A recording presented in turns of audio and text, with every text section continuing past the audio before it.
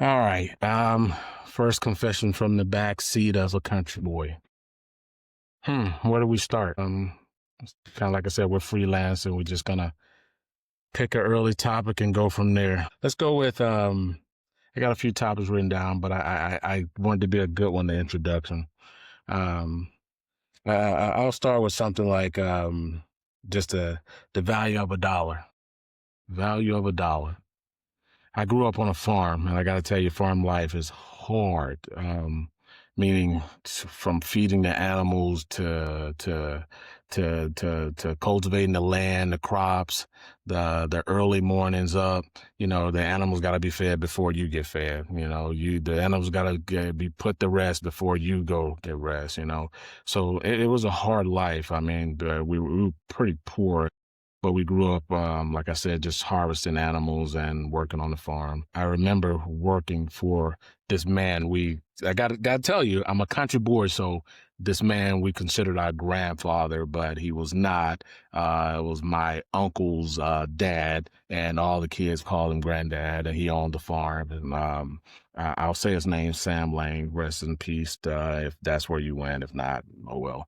But back to the story. He owned the farm, had lots of land, lots of cattle. My grandmother, Emma Jean Brooks, rest her soul, and she was one of the greatest grandmothers that lived. Taught me a lot without saying a lot, but by actions. I love you, Ma. Ma thought it was a good idea that I go, work over there because her son, my uncle, was working, and of course he was getting paid. And again, these are back in, I would say, 80s, maybe early 80s.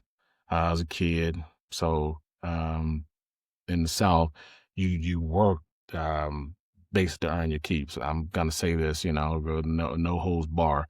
I'm sure the statute of limitation is up and my grandmother's passed away, but rest her soul again. Man, since we've been the age of 10, 12, we've been working our ass off. And I'm not talking little kid work, I'm talking grown man work, like driving tractors, cultivating farms with no supervision, hunting with guns, 12 gauge in our hands, so real life shit in the South. So she thought I'd go back to the story. She thought it'd be a good idea if I go work for him, just to make some money in the summertime, buy myself some clothes because we were poor. They couldn't afford clothes. So I figured, take the pressure off my grandmother. I'm going to go work over there, try to earn my own money to pay for my school clothes. So I fast forward, and I guess they had a conversation, and they had already worked it out. So showed up, summer, summer. I'd say it was Monday.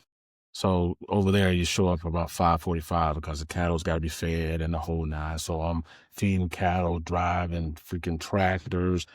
When I got home every day, we're talking minimum 10 hours, mostly 12. And I was at the age of maybe about 13, 12. So I'm doing what grown men are doing, and this man, like I said, we call him Granddaddy, and then he's known around the city as a hellraiser, but now reformed again Christian. So we're just like, going on with it. I'm working my ass off 5 days a week. So Saturday come, my grandmother said, you know what, I'm gonna take you over there so you can get your paycheck or get your pay from him. Okay. I said, I'm happy. I'm inside. I'm feeling good because I worked my ass off, man, coming home every single day. I'm talking shit, man. Like I said, 5:45, getting home about maybe 6:30, 7 o'clock. My grandmother knew I was so tired, had my plate ready for me. Maybe it was always chicken and rice. We'd always ask her, we're going to have chicken and what? There's either chicken and rice, chicken and greens, whatever. You get it. Poor boy. Anyway, so I get home, eat my food, take a freaking bath, which we had no running water. And I got to say this to you. We would bathe in a tub and wash up and rinse in the whole nine. And that's how it would go. But again, hard life, that's for another episode. She takes me over Saturday morning. We drive over.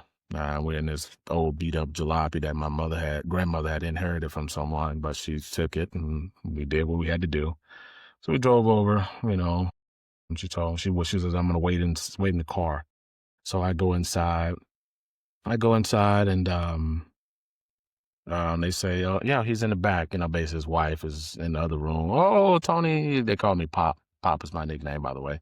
Anyway, so I go in the back. He's laying in the bed, and dirty old ass man, white ass, tighty whities on, you know, he got a white beat on, he's laying in bed. And mind you, this is Saturday midday, and that's how we're trying to tell you that farm life is hard. So this is like, say 1, 2 o'clock in the afternoon. So, and I come over and I say, hey, granddad, came over to get the pay for the week, you know. He looks at me, he's like, oh, okay, boy, get me. He barely could sit up fat, old guy, gray dog. So he said, get my wallet over there, boy, get my wallet. So I go around the other side of the bed. I'm like seeing his thinking ass, tighty whities on the floor, and you know, he already got some on, but filth. Anyway, so I walk over to the dresser. I see his wallet and it's bulging. It's like cash just coming out of the wallet, just folding out and coming out of it. So, and mind you, there's coins in the wallet too. So I hand it to him. I'm thinking like, man, damn, I see a bunch of 120s, some hundreds. I'm just, yeah, and there's some coins falling out too. So I give him his wallet. He sits up. Oh, thank you, boy. Thank you. Thank you. He goes and pulls out all the ones, almost not the ones, but the actual paper, the 20s, the 100s, and his coins falling out. So he puts the paper money to the side, and he grabs a coin, and I'm like wondering, where the hell is he counting coins? It's like, I know this, hey, but anyway, whatever, you know, he got time, I got time, grandmother outside, go ahead and count the little coins, whatever. So he's counting, he's stacking up quarters over here, and he's stacking up some nickel. Then he goes back to the cash. So I'm like, cool. So he starts separating, puts all the hundreds in a pile, he puts the 20s in a pile, he puts the 10s in a pile, and the 5s in a pile, and the 1s in a pile. I'm like trying not to, you know, look at him hard. I'm looking out the window a little bit, looking back at him, trying not to, you know, be anxious about it. But I want my damn cash, so I'm ready to get the hell out of it. Anyway, so he goes and does what he does, and he puts it all together, and I see him shove some money back in his wallet, and then he leaves the coins on the bed, and you know, some other paper money there. So he folds it all up, and his coins in it, and he hands it over to me, because again, I was trying not to be too bad and looking directly at what he was doing. So hands it to me, and as he hands it to me, I was like, all right. He's like, hey, you know, thank you for the hard work. And I said, okay, I appreciate it. We'll see you next week. Thank you. And my back is to him. I'm at the door. So I opened my hands, but so I wanted to see what was in it. No, your screen didn't pause. It was me. So I look at it. My eyes just get teared up. I walk outside, sit in the car with my grandmother, and she looks over at me and she said, did you get your check? And I just said, I nodded my head and didn't even look at her. I acknowledged.